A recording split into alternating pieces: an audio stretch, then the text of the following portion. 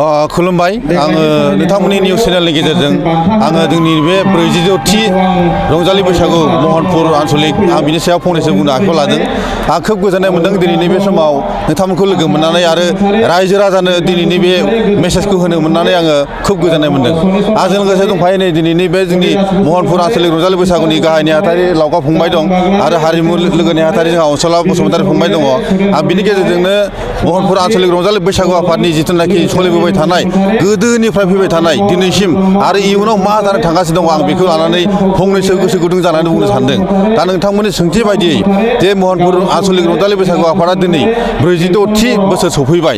बेयाव गोदो जेरैबायदि सोलिबोदोंमोन आबै आबौ आइ आफामोना गामि गामि रंजालि बैसागुखौ बर'नि हारिमुखौ जानाय लोंनाय मावनाय दांनाय आरो मोसानाय गोग्गोम बर'नि हारिमुखौ लाखिबोबाय। थिग जोंनि नैबे दा जोंनि बैसोआव जों मोनफैबाय जे जोंनि हारिमुवा खोब गोग्गोम जोङो बिश्वआवनो जों मिथिजानाय आर'नाइ दख'ना गामसा खाम जथा सिफुं सेरजाखौ लानानै दा जों नैबे जोंनि आथिखालाव जों लाबोनानै जों जौस्राङाव फैबाय। बे जौस्रांनि गेजेरजों जों सारा बुहुमाव जे मिथिहोनो सानदों जे जों बर' हारिया जे हारिमुआव बेसेबांबा गोग्गोम बेखौ जोङो फुरा फोरमान होनो थाखाय जों थांगासिनो दङ। दा जोंहा मोनफैगासिनो दङ 46थि जों मोननो हाबाय। जोंहा गल्डेन जुबुलि मोनथारनोसै आरो गेजेराव जोङो 3 बोसोरल'सै दङ। बे 3 बोसोरनि गेजेराव जोङो गल्डेन जुबलिनि थाखाय बिराद साखा फारा जानानै जों दिनैनिफ्राय स्टार्ट जाबाय। दा बेनिखायनो आङो दिनैनि बे मोनाबिलिनि समाव बारदै सिख्ला बादायनायनि गेजेरजों आं बेखौनो फोरमायनो सानदों दि गोदोनिफ्रायनो बोहैबोबाय थानाय बे बर'नि जिथुनाखि गोग्गोम बैसागु मोनसे फोरबो बिनि गेजेरजों जों बारदै सिख्लाखौ सेलेक्सन खालामो बादायनाय सोमजियो जों बेयाव।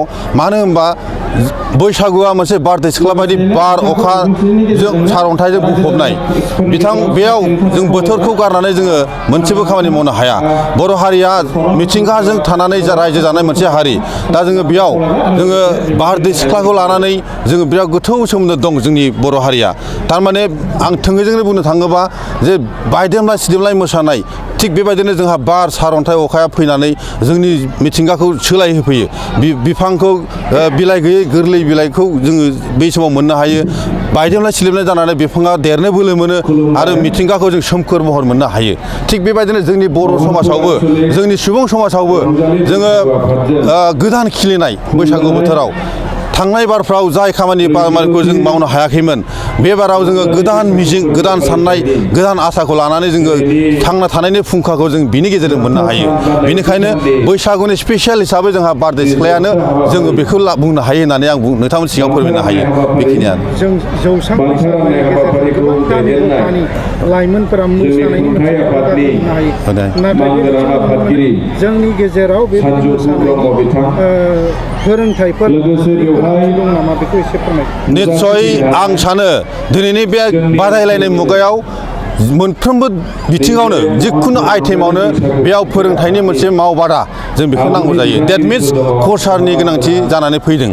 नंगौ जोंनि बैसागु फोरबोआव मोसानाय जिथुनाखि आइटेमसफोर बियो जोंनि गोदोनिफ्राय खेराइनिफ्राय मोनफैनो हानाय जोंनि बाखो मोसानाय बेयाव हाबनानै दङ। बेयाव गोबांथार 18था फाथालिनि मोसानायाबो बेयावनो हाबनानै दङ। दा थिग नंगौ बाथ्राया सैथो गोदोनिफ्राय फैनायब्लाबो दानि गोदान मुगायाव बेखौ फोसाबनाय एसे लाबोनायाव जौस्राङाव लाबोनायाव बेखौ लानानै फोरोंथाइनि डेट मिन्स कचिंनि गोनांथि दं होननानै आं साननानै लायो।